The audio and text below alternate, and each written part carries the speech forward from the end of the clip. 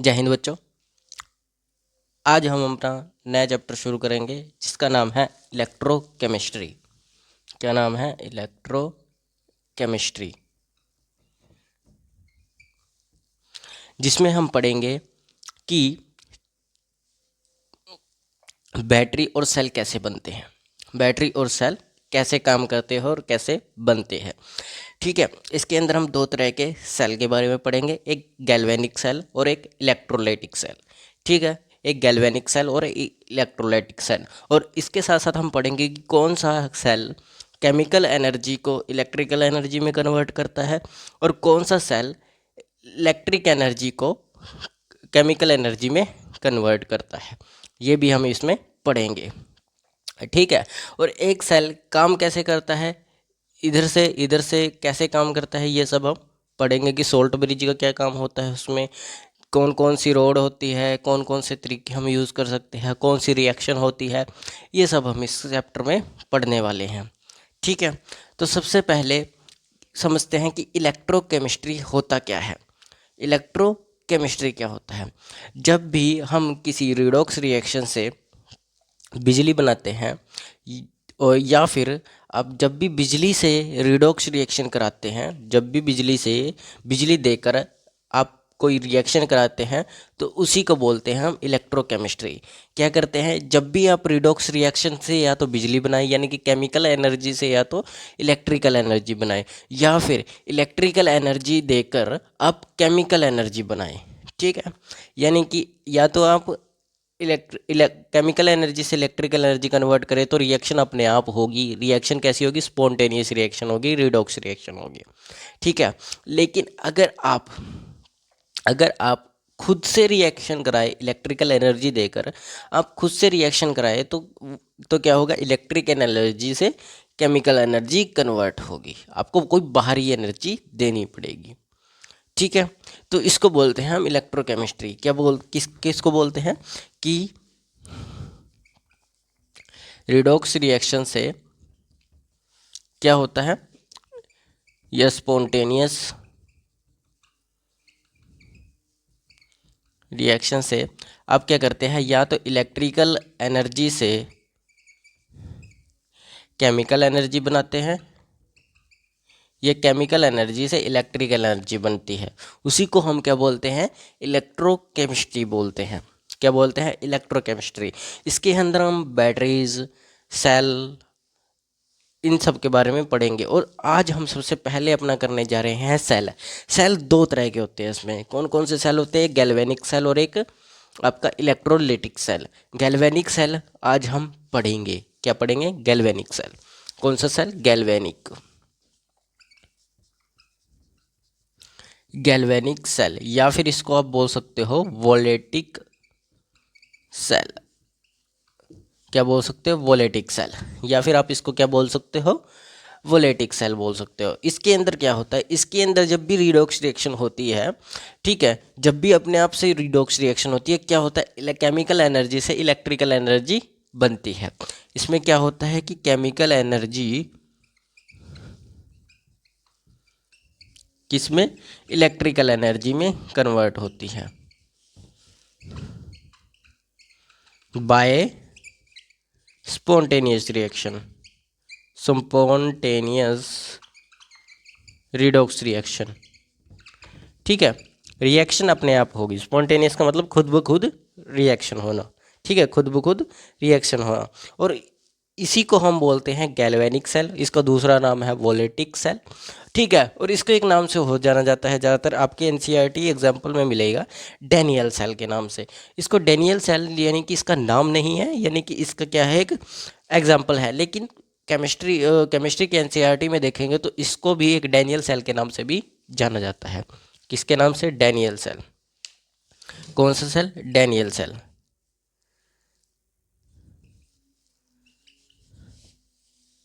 Daniel cell. क्या? Daniel cell. Daniel cell क्या होता है? देखिए, डैनियल सेल के अंदर सेम काम होता है। इलेक्ट्रिकल एनर्जी, केमिकल एनर्जी से इलेक्ट्रिकल एनर्जी बनाई जाती है बाय स्पॉन्टेनियस रिएक्शन। ठीक है, तो हम सबसे पहले डैनियल सेल पढ़ते हैं कि डैनियल सेल होता क्या है। इसके अंदर दो तरह की रोड होती है, एक जिंक रोड और एक कॉपर रोड, और दोनों की दोनों अपने अपने सॉल्यूशन के अंदर डाली जाती है। जैसे जेड जिंक रोड है वो ZnSO4 में डाली जाएगी, यानी कि जिंक सल्फेट में डाली जाएगी, और इधरले वाली किस में डाली जाएगी, कॉपर सल्फेट के अंदर डाली जाएगी। जब क्या होगा, अब होगा क्या, इन दोनों को एक तार से बांध दिया जाएगा, एक तार से बांधा जाएगा, बीच में लगा दिया जाएगा वोल्ट मीटर। क्या लगा दिया जाएगा, वोल्ट मीटर लगा दिया जाएगा। वोल्ट मीटर लगाने से क्या होगा, अब क्या होगा कि Zn जो है, Zn वो आयंस छोड़ना शुरू करेगा, यानी कि धीरे धीरे Zn किसके अंदर खुरना शुरू हो जाएगा, अब जो अपना सॉल्यूशन है उसका, उसके अंदर घूरना शुरू हो जाएगा। और क्या छोड़ेगा, पार्टिकल्स छोड़ेगा, इलेक्ट्रॉन्स छोड़ेगा। इलेक्ट्रॉन क्या करेंगे, इलेक्ट्रॉन फ्लो होकर किसकी तरफ जाएंगे, कैथोड की तरफ जाएंगे। कैथोड मतलब कि कॉपर की तरफ जाएंगे। कॉपर की तरफ जैसे जैसे जाते रहेंगे, Zn क्या छोड़ेगा, 2 पॉजिटिव चार्ज छोड़ेगा। क्या छोड़ेगा, पॉजिटिव चार्ज छोड़ेगा। और पॉजिटिव चार्ज धीरे धीरे करके किसकी तरफ जाएगा, कॉपर की तरफ जाएगा। धीरे धीरे कर कर कॉपर की तरफ जाएगा, और कॉपर की तरफ जाते जाते क्या होगा, वहाँ पर एक टाइम ऐसा आएगा कि जो जिंक सल्फेट है वो एकदम ख़त्म हो जाएगा। क्या हो जाएगा, ख़त्म हो जाएगा, और उस तरफ क्या होगा, पॉजिटिव चार्ज होगा। लेकिन अगर ऐसा हुआ कि जिंक सल्फेट ख़त्म हो गया, यानी कि जिंक की रोड जो है वो बिल्कुल अच्छी तरह से सारी की सारी जिंक रोड किसके अंदर खुल गई, इलेक्ट्रिकल उसमें ZnSO4 में घुल गई। ठीक है, तो क्या होगा, सेल बंद हो जाएगा, सेल काम नहीं करेगा, सेल चार्ज नहीं होगा। ठीक है, सेल काम नहीं करेगा, एक टाइम पर सेल खत्म हो जाएगा। सीधा सीधा कहने का मतलब ये है। तो इसको ख़त्म होने से बचाने के लिए हम लगाते हैं बीच में सोल्ट ब्रिज। क्या लगाते हैं, सोल्ट ब्रिज लगाते हैं।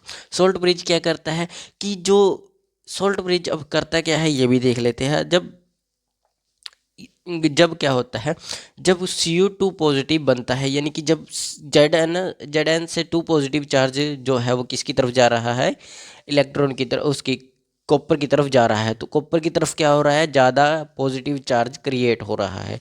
क्या हो रहा है, क्रिएट हो रहा है। तो वो क्या करता है कि वो इन दोनों को बैलेंस करता है। क्या बैलेंस करता है कि इस तरफ ज़्यादा पॉजिटिव चार्ज बनता जा रहा है, इस तरफ नेगेटिव चार्ज कम होता चला जा रहा है। क्यों क्यों क्यों ज़्यादा होता जा रहा है नेगेटिव चार्ज, क्योंकि यहाँ से सारा पॉजिटिव चार्ज किसकी तरफ चला गया, उसके कॉपर की तरफ चला गया। अगर कॉपर की तरफ ज़्यादा पॉजिटिव चार्ज, इधर नेगेटिव चार्ज, तो सेल खत्म हो जाएगा। ठीक है, इसी इसी बैलेंस को बनाने के लिए क्या लगाया जाता है, सोल्ट ब्रिज। ये क्या करता है, ये करता है दोनों को बैलेंस, कि इस तरफ भी जो पॉजिटिव नेगेटिव चार्ज जो होता रहेगा उसको थोड़ा थोड़ा कम करता रहेगा। क्या करता रहेगा, कम करता रहेगा। और इस तरफ पॉजिटिव चार्ज बढ़ने से उसको भी थोड़ा थोड़ा कम करता रहेगा पॉजिटिव चार्ज को, और ये बैलेंस हो जाएगा और फ्लो ऐसे का ऐसा चलता रहेगा। तो ये तो था इसका ओवरव्यू। ठीक है, आपको बताना था क्या क्या होता है इसमें। अब हम इसका एक डायग्राम बनाकर समझेंगे। क्या बनाकर समझेंगे, डायग्राम बनाकर समझेंगे। पहले मैं इनकी कैप लगा लेता हूँ। कहाँ कहाँ गिर जाती है कैप्स।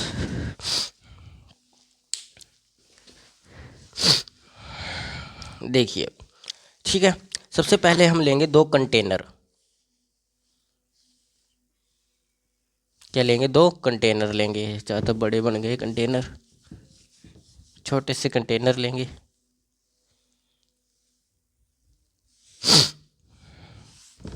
ये भी ज़्यादा हो गया ना।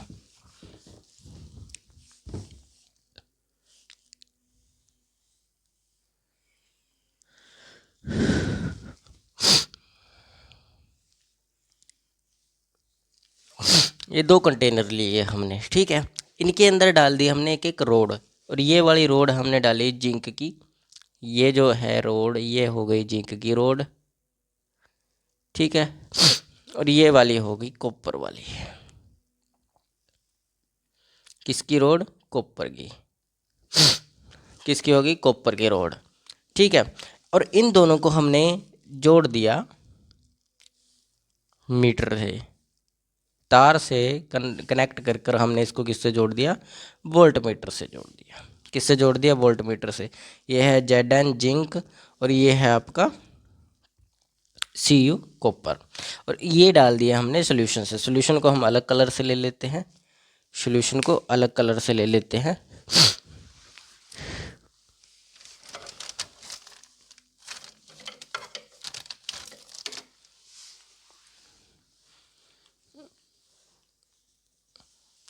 सॉल्यूशन को ले लेते हैं हम अलग कलर से, ये वाला ले लेते हैं हम ब्लू कलर में।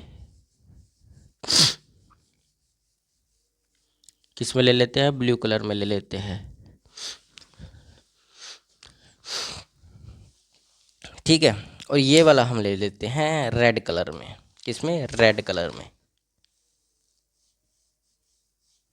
ये वाला ले लेते हैं रेड कलर में। ठीक है, और ये है कौन कौन से आपको पता है? ये होगा आपका ZnSO4, ZnSO4, और ये होगा आपका CuSO4 कॉपर सल्फेट, और ये होगा जिंक सल्फेट। ठीक है, और ये दोनों की दोनों ये वाली रोड कौन सी है? ये है आपकी जिंक सल्फेट की, ये जिंक की है और ये कॉपर की है, दोनों सेम है। और आपको पता है कि ये कैथोड होगा और ये एनोड होगा। कैसे होगा? जिस पर पॉजिटिव चार्ज होता है वो कैथोड, और जिस पर नेगेटिव चार्ज होता है वो एनोड। अब नेगेटिव पॉजिटिव कैसे पता चलेगा? अब नेगेटिव पॉजिटिव पता चलेगा कि देखो, नेगेटिव पॉजिटिव हमें पता चलेगा स्टैंडर्ड पोटेंशियल से। किससे पता चलेगा? स्टैंडर्ड पोटेंशियल से। अब स्टैंडर्ड पोटेंशियल क्या है कि देखो मैं बताता हूँ। Zn का जो SRP होता है, SRP मतलब कि स्टैंडर्ड रिडक्शन पोटेंशियल कितना होता है? माइनस के 0.76 होता है। और जो कॉपर का स्टैंडर्ड रिडक्शन पोटेंशियल होता है वो होता है प्लस के 0.34, इतना होता है। और रूल कहता है कि जिसका सबसे ज़्यादा स्टैंडर्ड रिडक्शन पोटेंशियल होगा वह क्या होगा? इलेक्ट्रॉन लेगा। क्या करेगा? वह इलेक्ट्रॉन लेगा। तो सबसे ज़्यादा इन दोनों में से किसका स्टैंडर्ड रिडक्शन पोटेंशियल है? कॉपर का। तो कॉपर हमेशा गेन करेगा, और अगर ये गेन कर रहा है तो मतलब इसके अंदर इलेक्ट्रॉन जमा हो रहे हैं। जमा का मतलब क्या है? पॉजिटिव हो रहे हैं। ठीक है, तो यहाँ पर अगर पॉजिटिव चार्ज है तो कैथोड पर क्या होता है? Positive charge. कैथोड पर क्या होता है? Positive charge. और यहाँ पर पॉजिटिव चार्ज हो रहा है, ये गेन कर रहा है। ठीक है, तो यहाँ पर क्या होगी? रिडक्शन होगी। क्या होगी? रिडक्शन होगी। सेम काम। ठीक है, कैथोड की तरफ क्या होगा? ये कॉपर क्या होगा? कैथोड होगा, वो प्लस के चार्ज पॉजिटिव चार्ज होगा, गेन करेगा इलेक्ट्रॉन, रिडक्शन होगी। ठीक है, और जिंक की तरफ क्या होगा? जिंक की तरफ क्या होगा? ठीक है, सेम हो गया। जिंक की तरफ क्या होगा? अब जिंक की तरफ होगा, सेम बात लगा लो उसकी। Zn क्या होगा? Zn एक एनोड बन जाएगा। एनोड पर होता है नेगेटिव चार्ज। नेगेटिव चार्ज होता है, क्या होता है? नेगेटिव चार्ज होता है। और ये क्या करेगा? ये अपने इलेक्ट्रॉन छोड़ देगा, तो इसका मतलब क्या होगा? ऑक्सीडेशन होगी यहाँ पर। और रिएक्शन क्या होने वाली है? रिएक्शन होने वाली है आपके पास। रिएक्शन क्या होगी? रिएक्शन होगी आपके पास Zn2 positive, Zn2 positive plus of 2 electron is equal to Zn। ये आपके पास रिएक्शन होगी। ठीक है, ये सॉरी ऐसे नहीं है, ये इलेक्ट्रॉन छोड़ेगा ना, तो ये होगा आपके पास Zn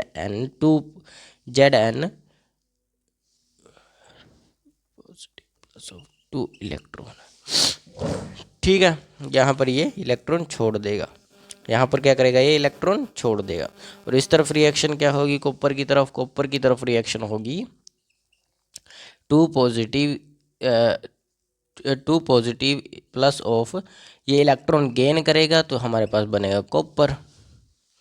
ठीक है, तो ये सॉलिड फॉर्म में आ जाएगा। किसमें? सॉलिड फॉर्म में। और ये भी सॉलिड फॉर्म में रहेगा, और ये एक्वस हो जाएगा, एक्वस लिक्विड फॉर्म में। ठीक है, और ये भी लिक्विड फॉर्म में आ जाएगा। ठीक है, हम क्योंकि पानी के अंदर घुलेंगे। अब सेल काम कैसे करेगा? आपको पता चल गया कि जिंक क्या होगा? एनोड होगा, नेगेटिव चार्ज होगा, क्योंकि इसके ऊपर जो है इसका स्टैंडर्ड रिडक्शन पोटेंशियल जो है वो नेगेटिवली चार्ज होता है। और जिसका ज़्यादा पॉजिटिवली चार्ज होता है वो क्या होता है? कैथोड होता है। उसके ऊपर क्या होगा? पॉजिटिवली चार्ज ज़्यादा होगा। ठीक है, तो वो पॉजिटिव होगा, पॉजिटिव Cu कॉपर है, कॉपर क्या है? पॉजिटिव होगा, कैथोड होगा, गेन करेगा, रिडक्शन करेगा। ठीक है। और ये क्या करेगा, ऑक्सीडेशन करेगा, एनोड है, नेगेटिव है, ठीक है। और ये रिएक्शन होगी, इलेक्ट्रॉन छोड़ देगा अपने, ये अपने पास इलेक्ट्रॉन नहीं रखेगा, ये कहेगा इलेक्ट्रॉन ले लो भाई, ठीक है। अब क्या होगा, धीरे धीरे करके ये जो है, ये जेड एन है, ये जेड एन टू पॉजिटिव जो चार्ज होगा, ये जो जेड एन है, ये क्या करेगा, ये इसके अंदर गिरना शुरू हो जाएगा, घुलना शुरू होगा। अब ये इलेक्ट्रॉन छोड़ेगा, two positive electron, two electron छोड़ रहा है, तो टू इलेक्ट्रॉन करके ऐसे ऐसे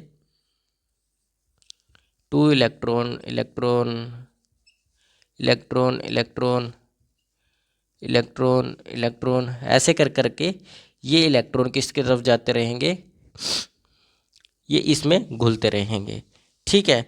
ये इसके अंदर घुलते रहेंगे, ये इलेक्ट्रॉन इसके अंदर घुलते रहेंगे।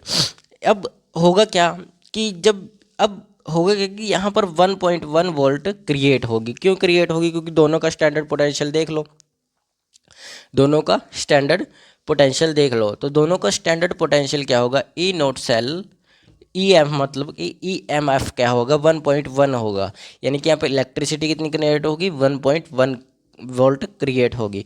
और दोनों का क्यों होगा ऐसा, मैं आपको बता भी देता हूँ। ये होता है आपका कैथोड, और ये होता है आपका ई नोट एनोड।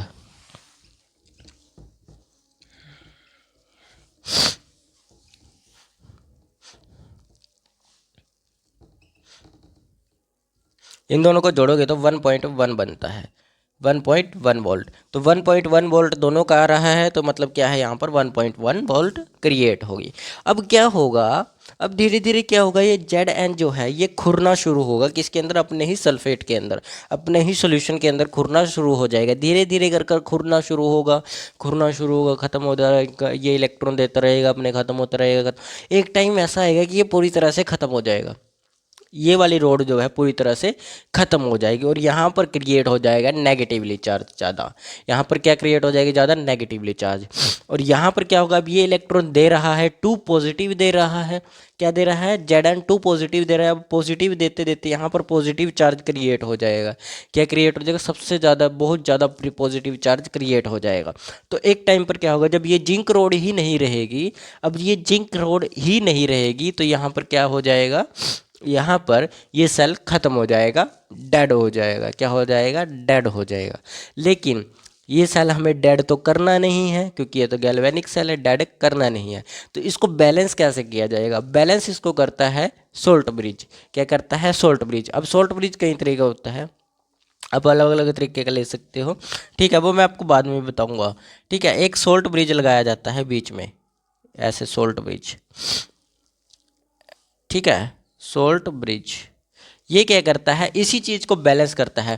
जो यहाँ पर नेगेटिवली चार्ज बना था ना, जो यहाँ पर नेगेटिवली चार्ज बना था ज़्यादा, यानी कि यहाँ पर ज़्यादा पॉजिटिव चार्ज क्रिएट होगा, क्योंकि SuSO4 है, तो यहाँ पर ज़्यादा पॉजिटिवली चार्ज जो क्रिएट हुआ था उसको धीरे धीरे नेगेटिव करता रहेगा। क्या करता रहेगा, धीरे धीरे नेगेटिव करता रहेगा, क्योंकि इसके ये जो होता है आयन से बना होता है, ये आयन से बना होता है। और आयंस का अगर सोल्ट रहेगा तो यहाँ पर क्या करेगा, यहाँ पर नेगेटिवली आयन छोड़ता रहेगा, यहाँ पर क्या करता रहेगा, नेगेटिवली आयन छोड़ता रहेगा। और यहाँ पर क्या करेगा, यहाँ पर पॉजिटिवली आयन छोड़ता रहेगा। क्यों, क्या होगा, अब यहाँ पर ये पॉजिटिवली आयन छोड़ रहा है, तो ये क्या होता रहेगा, थोड़ा थोड़ा पॉजिटिव होता रहेगा, नेगेटिव की जगह पॉजिटिव होने लग जाएगा। पॉजिटिव तो होगा, लेकिन ये नेगेटिव भी है पॉजिटिव भी है, यहाँ पर बैलेंस हो जाएगा, यहाँ पर क्या हो जाएगा, बैलेंस हो जाएगा। बराबर बराबर क्या होगा, नेगेटिव बराबर पॉजिटिव, और यहाँ पर भी बराबर नेगेटिव बराबर पॉजिटिव। तो दोनों सेल का फ्लो है, जो रिएक्शन है जो वो चलती रहेगी, रिएक्शन जो है वो चलती रहेगी, और दोनों का चार्ज जो है वो चलता रहेगा। क्या रहेगा, चार्ज भी चलता रहेगा। धीरे धीरे चार्ज इधर भी चलता रहेगा, इधर भी चलता रहेगा, दोनों तरफ चार्ज चलता रहेगा, ठीक है। दोनों तरफ क्या रहेगा, चार्ज चलता रहेगा।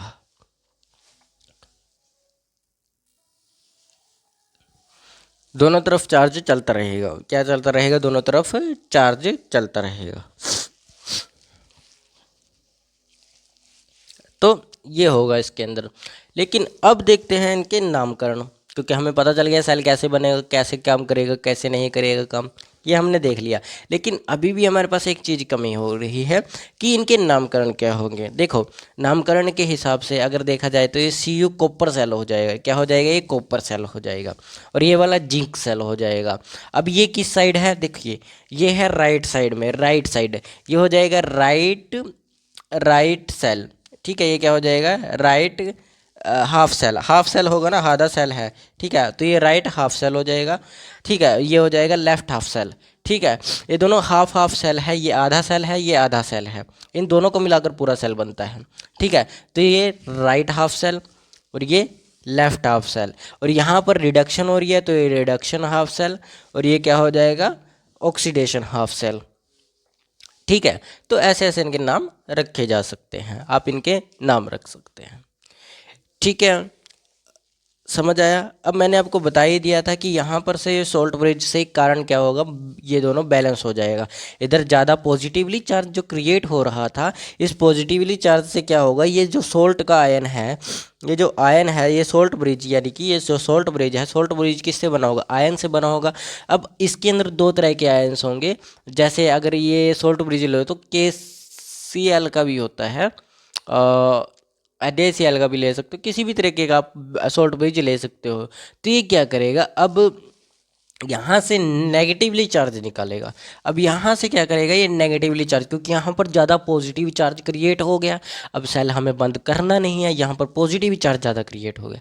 अगर पॉजिटिव चार्ज ज़्यादा क्रिएट हुआ है तो हम इस पॉजिटिव चार्ज को कम करने की कोशिश करेंगे, क्योंकि अगर पॉजिटिव चार्ज ज़्यादा हो गया, इधर नेगेटिव, तो काम नहीं करेगा सेल, तो सेल को तो काम करना चाहिए, रिएक्शन चलनी चाहिए। तो रिएक्शन जब चलेगी तो क्या होगा कि ये वाला जो चार्ज है, ये सोल्ट ब्रिज यहाँ पर नेगेटिवली आयन छोड़ देगा अपने। क्या करेगा? नेगेटिव आयन छोड़ देगा, क्योंकि यहाँ पर ज़्यादा पॉजिटिव है तो यहाँ पर नेगेटिव छोड़ देगा। यहाँ पर क्या करेगा? नेगेटिव आयन छोड़ देगा। तो यहाँ पर क्या होगा? राइट साइड में नेगेटिव हो जाएंगे, और यहाँ पर जो लेफ्ट साइड में है, यहाँ पर पॉजिटिव आयन छोड़ेगा, क्योंकि यहाँ पर ज़्यादा नेगेटिवली चार्ज क्रिएट हो गया है। नेगेटिवली चार्ज अगर क्रिएट होगा तो यहाँ पर थोड़े थोड़े नेगेटिव नेगेटिव करके यहाँ पर पॉजिटिव छोड़ देगा। पॉजिटिव छोड़ेगा तो यहाँ पर क्या होगा? अब पॉजिटिव छोड़ दिया तो धीरे धीरे पॉजिटिव और नेगेटिव दोनों बैलेंस हो जाएंगे, इस तरफ भी इस तरफ भी, दोनों तरफ हो गए। अब दोनों तरफ हो गए तो ये जिंक ज़्यादा नहीं खुरेगी। अब जिंक की बात कर रहे हैं कि कहीं सोच रहे होगे सर जिंक तो वो हो ही गई है, घुली गई है, पूरी तरह से ख़त्म हो चुकी है। जिंक ख़त्म नहीं होगी अगर हम सोल्ट ब्रिज पहले लगा देते हैं। अगर हम सोल्ट ब्रिज पहले लगा देते हैं तो ये जिंक की रोड है जो है, ये ख़त्म नहीं होगी। यहाँ पर ख़त्म क्यों हो रही थी? क्योंकि ये ये ZnSO4 है, ये जो जिंक सल्फेट है, ये जिंक को अपने अंदर खुर रहा था। क्या रहा था? खुरने लग रहा था। लेकिन क्यों खुर रहा था? क्योंकि इसको नेगेटिवली पार्टिकल्स चाहिए थे। इसको क्या चाहिए था? ZnF2 पॉजिटिव चाहिए था, क्योंकि आयंस देता है। लेकिन अब वो देने वाले आयंस को बैलेंस किसने कर लिया है? सोल्ट ब्रिज ने बैलेंस कर लिया है, इसलिए ये खुरेगी नहीं। ये जैसी है वैसी, ये जैसी है वैसी, सेम काम होता रहेगा। यहाँ से चार्ज इस तरफ आ जाता रहेगा, और इलेक्ट्रॉन का फ्लो जो रहेगा वो एनोड से कैथोड की तरफ रहेगा, यानी कि जिंक से कॉपर की तरफ इलेक्ट्रॉन फ्लो करेंगे। और करंट भी जो होगा वो इसी तरफ फ्लो करेगा। करंट भी किस तरफ फ्लो करेगा? इस तरफ। लिख देता हूँ मैं निशानी, ये भी करंट भी इस तरफ फ्लो करेगा, करंट। ठीक है, इलेक्ट्रॉन भी डायरेक्शन यही लेंगे कि जिंक से कॉपर की तरफ जाएंगे। ठीक है, और इनके नाम मैंने बता ही दिए थे। वैसे ये भी हाफ सेल है, ये भी हाफ सेल है। ठीक है, इसको ऑक्सीडेशन हाफ सेल भी बोल सकते हैं, ऑक्सीडेशन हाफ सेल। और इसको भी इस तरफ क्या हुआ था, सॉरी इस तरफ हुआ था रिडक्शन। क्या हुआ था? रिडक्शन। इस तरफ हुआ है ऑक्सीडेशन। ये हाफ सेल है, लेफ्ट हाफ सेल, ये राइट हाफ सेल। ठीक है, ये राइट हाफ सेल, ये लेफ्ट, और ये ऑक्सीडेशन हाफ सेल, और ये ऑक्सीडेशन हाफ सेल, और ये हो जाएगा आपका। और तो आपको पता ही है, ये जिंक सेल हो जाएगा, जिंक हाफ सेल, और ये कॉपर हाफ सेल। ऐसे इनके नाम हो जाएंगे, ये अलग अलग नाम होंगे। ठीक है, ये होगा इसके अंदर। ठीक है, तो ये था आपका गैल्वेनिक सेल क्या होता है। अब इसके अंदर हम आज पढ़ते, अगर आगे का भी हम पढ़ना चाहते हैं तो पढ़ सकते हैं कि इसके अंदर क्या होगा। अब अगर यहाँ पर वोल्टेज आपके पास 1.1 है, 1.1 वोल्ट है, अगर हम इसके अंदर बाहर से कोई एक्स्ट्रा, अलग से कोई एक्स्ट्रा वोल्टेज दे 1.1, इसको ना कल कर लेंगे, मैं थोड़ा सा बता देता हूँ।